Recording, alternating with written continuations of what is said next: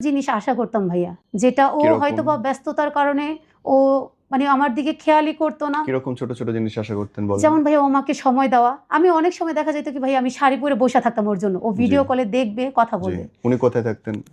উনি সৌদিতে সৌদি থাকতেন। সৌদি আর বাংলাদেশের সময়ের পার্থক্য কয় ঘন্টা? ৩ ঘন্টা। ৩ ঘন্টা। জি ভাইয়া। উনি কাজ থেকে ফিরতেন কয়টায়? উনি কাজ থেকে ফিরতেন ভাইয়া আবার কাজে চলে যেতেন। তারপরেও আমি ১ম ১-১.৫ বছর ভাইয়া আমাদের খুব ভালো ছিল। এটা বলেন মানে উনি একটা কাজ থেকে ফিরে আরেকটা কাজ করতেন। জি। মানে উনি একাধিক কাজ করতেন। একাধিক বলতে উনি শখে আরকি কাজ করতো। মানে গাড়িটা উনি ওনার শখের বশত চালাতো। বাকি উনার জব ছিল আপনার ৮ ঘন্টার মতন। কিন্তু বাকি ৬ ঘন্টা উনি কাজ করতেন নিজের জন্য। নিজের জন্য। এবং ওই টাকাটা উনি কি করতেন? নিজে উনি খাইতেন? নিজের জন্যই রেখে দিতেন। ওটা সংসারে লাগাতেন না? না, সংসারে শুধু উনি একটা অ্যামাউন্ট ফিক্সড করে দিয়েছিল আমার জন্য। সেই ৳১০,০০০ ৳১০,৫০০ আরকি। জি। আর বাকি টাকা তার বাকি টাকা সে জমিয়ে রাখতো না জুয়া খেলতো? না, সে জমিয়ে রাখতো। এখন আমি ভাইয়া তো বলতে পারব না সে বাহিরে কি করে। হুম। সে কি করছে না করছে আমি কখনো ভাই আমি এমন একটা মেয়ে আপনি বলতে পারেন যে আমি তো কখনো তাকে জিজ্ঞাসা করি নাই যে আপনার বেতন কত? কেন করেন নাই? আমি ভাইয়া ওরকম ফ্রিডমটা দিয়ে রাখছিলাম তাকে। কারণ আমি মনে করি কাবিন আমাকে ভাত খাওয়াবে না। আমি মনে করি মানুষটা যদি সঠিক হয় ভাইয়া, আমি তার সাথে রাস্তায় থেকেও চলতে রাজি আছি। তাহলে মানুষটা অসঠিক কোথায়? সে তো সারাদিন কাজই করতেছে। সে কাজ করতেছে ভাইয়া কিন্তু আমি যে একটা মেয়ে মানুষ সে তো আমার দিকে দেখা দরকার।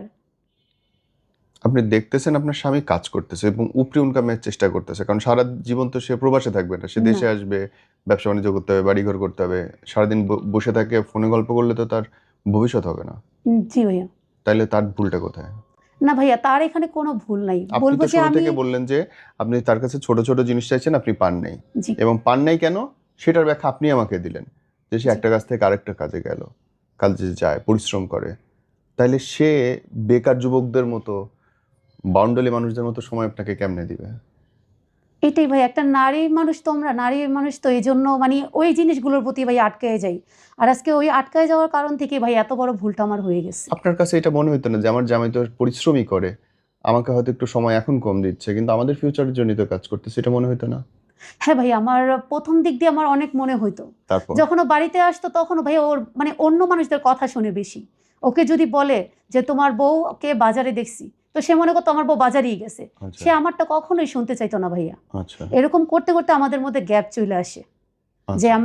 আমার কথা হলো ও আমারটা তো আগে শুনবে যে আমি কোথায় গেছি। কিন্তু উনি বউকে কেন বিশ্বাস করতেন না? তার রেজাল্ট তো দেখাই গেল যে বউ বিশ্বস্ত না। জি, উনি তো ভুল সিদ্ধান্ত নেন নাই। উনি যে না, শুরু থেকে আপনাকে অবিশ্বাস করে, সে তো বুঝেই করে এবং তার রেজাল্ট তো আপনি এখন নিজে। জি ভাইয়া। তাহলে উনার দোষটা কই এখানটায়?